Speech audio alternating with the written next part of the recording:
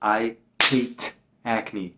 It has been one of my greatest enemies for as long as I can remember. However, there isn't just one enemy here. There's a whole family of them. Let me introduce you to some of the members of this frightful family. Hit it.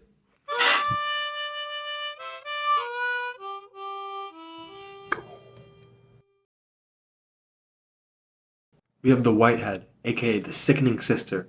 That happens when your pores or your hair follicles get clogged with oil, dead skin cells, or a lovely combination of both.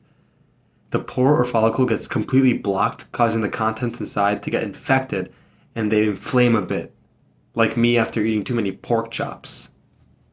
We have the blackhead, aka the barf-inducing brother and the twin of the whitehead. That happens when dead skin cells or oil clogs the opening to a pore, just like the whitehead. However, this time there's a small opening in the pore or the follicle, which exposes the contents inside to air, which causes them to oxidize and to turn black like the name suggests. Then we go into the big ones. We have the pustule and papule, aka the mucky mom. That's caused when a follicle or a pore gets clogged and becomes inflamed so badly that pus gets trapped inside.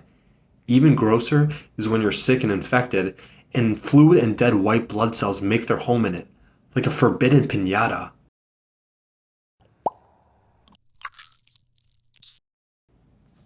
Finally, we have the cyst, aka the disgusting dad. It's caused when everything listed above, including dead skin, bacteria, oil, and white blood cells get trapped deep in the skin, and they get infected, which causes the biggest bump to form. Do not pop this thing, otherwise you're going to end up like one of those people at the Nickelodeon Choice Awards. So I thought I'd switch it up a little bit and show you guys something that I'm actually good at for once in one of my videos. And I was going to show you guys one of my old talents of growing pimples on my face. And I was so good at this that I was able to grow every single one of the types of pimples that I mentioned above previously. And so if you don't believe me, I'm going to show you guys some proof with some old pictures of me, starting in 3, 2, 1. I'm so going to regret this. So in Exhibit A, we have the whitehead. And as you can see from my dead inside face, there are some whiteheads on the bottom corners of my nose. This type of acne is very small, thus I had to zoom into a very unflattering distance to show you it clearly. In Exhibit B, we have the blackhead.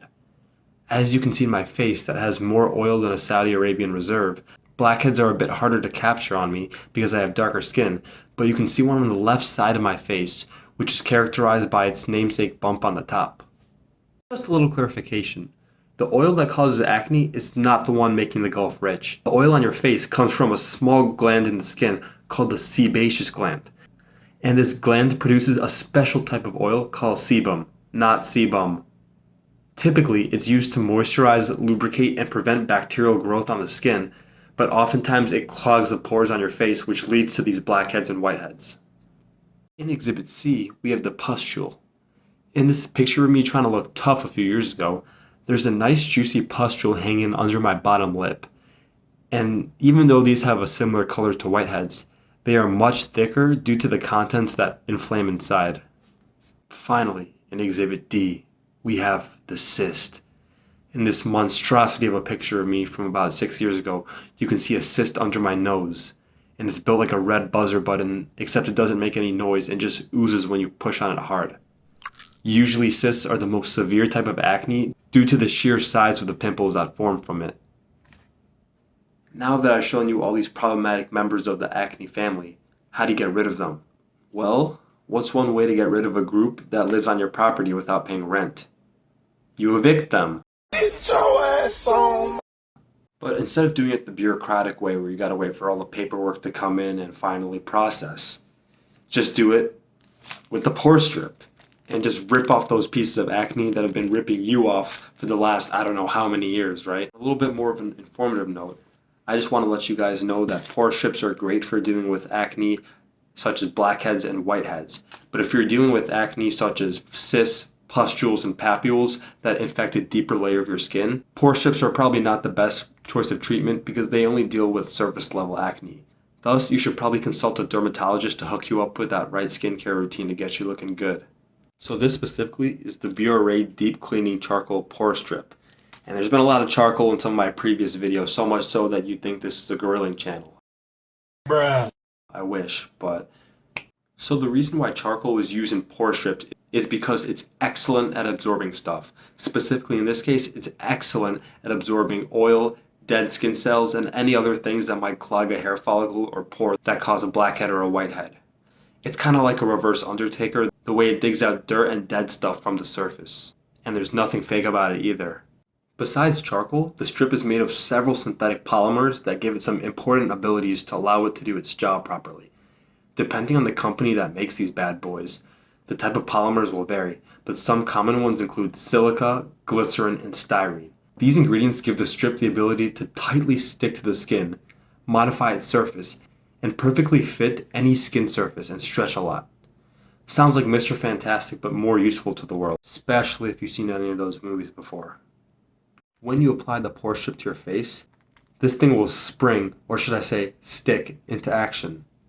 Typically, it's used on the parts of your face that are prone to getting a lot of small acne, especially along the bridge of your nose, across your forehead, and along your cheeks, but only the ones upstairs. As it makes contact with the acne, it sticks to it very, very tightly, and that charcoal is in there soaking up all that dirt, dead skin cells, and oil that cause that acne. Then what? Well, it just sits on your face until it's absorbed as much material as it possibly can, and it just becomes saturated with all that gross gunk on your face. All that's left for you now is to pull that bad boy straight off. Hope you guys enjoyed the video, learning a little bit about acne and seeing me make a fool out of myself. Keep on tuning in because this is only the beginning, and keep showing support, and I'm going to do some crazy stuff and hope you guys enjoy. So, get all those acne.